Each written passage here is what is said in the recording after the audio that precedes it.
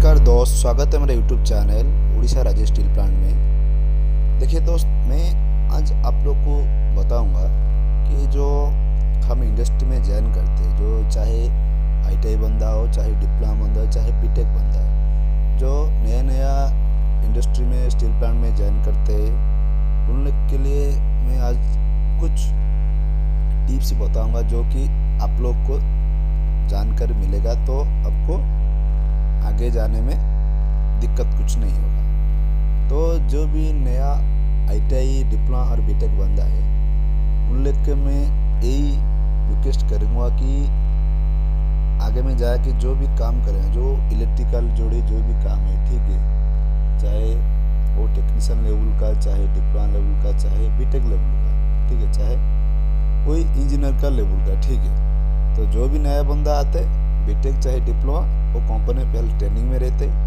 ठीक है। और ट्रेनिंग के बाद उनका 1 साल के बाद कि कोई कंपनी 2 साल भी होता है, उसका बाद उन लोग का कन्फर्मेशन होता है कंपनी तरफ से।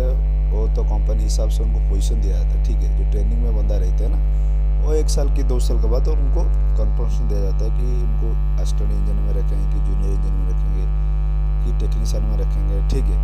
तो कंपनी के ऊपर डिपेंड करता है। तो मैं देखिए दोस्त, मैं आज ये वीडियो बनाने का एक मकसद है कि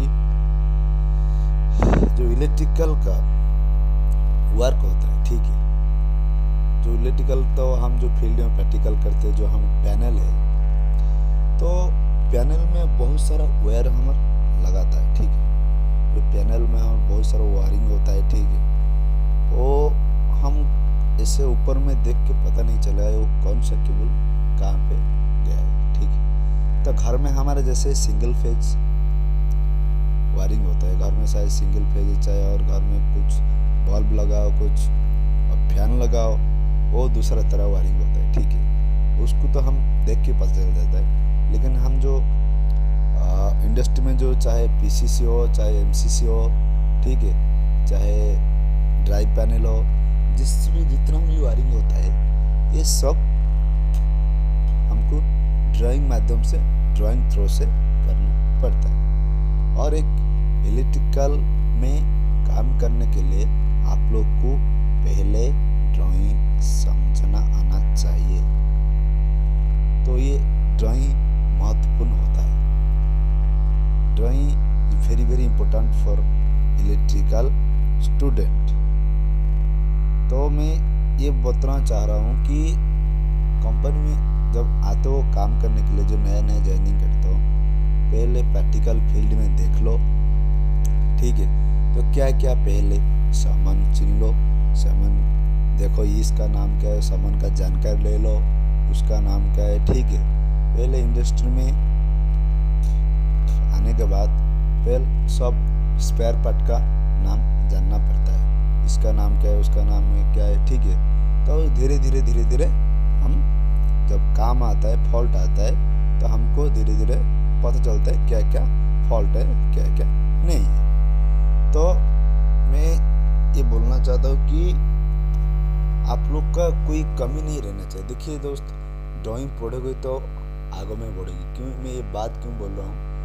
जब कोई भी अंदर में कुछ प्रॉब्लम होगा ना, आपको ड्राइंग पढ़ने नहीं आएगा तो आपको प्रॉब्लम जल्दी सॉल्व नहीं कर पाओगे। तो ड्राइंग पढ़ना बहुत एक इम्पोर्टेंट है। ड्राइंग पढ़ना इतना इतना कठिन नहीं है, ठीक है, इतना भी हार्ड नहीं है ड्राइंग पढ़ना। लेकिन ड्राइंग आराम से देखोगी, धीरे धीरे वो ड्राइंग देखोगी तो धीरे धीरे आपको पढ़ना आ जाएगा। तब लेकिन आपको ड्राइंग का सिंबल पहले जानना पड़ेगा, कहाँ सिंबल है, इसका सिंबल क्या है, ठीक है, ब्रेकर का सिंबल क्या है, मोटर का सिंबल क्या है, और ड्राइव का सिंबल क्या है, एमपीसीबी का सिंबल क्या है। तो ये सब जो सिंबल है ना, ये सब सिंबल आप लोग को जानना पड़ेगा धीरे धीरे। और धीरे धीरे तो सिंबल पहचानो, उसके बाद धीरे धीरे ड्राइंग पढ़ना सीखो, कहाँ से आया है केबल, कहाँ से आया है, कहाँ से एंट्री क्या है, कहाँ से एग्जिट क्या है, वही सब ड्राइंग माध्यम से पता चलेगा। उसका भी फेरुल नंबर होता है। मान लो 101 नंबर आया, 102 नंबर में निकला, ठीक है। तो देखिए दोस्त, मैं आपको बार बार बोलता हूँ, ड्राइंग पढ़ना सीखो, ठीक है। तो इंडस्ट्री में ड्राइंग का बहुत वैल्यू होता है। एक ड्राइंग नहीं पढ़ पाओगे तो आपको कोई इंजीनियर नहीं बोल सकते, क्योंकि कोई भी काम कर सकते, ठीक है। तो देखिए दोस्त, आज के लिए वीडियो इतना ही। लाइक कीजिए, कमेंट कीजिए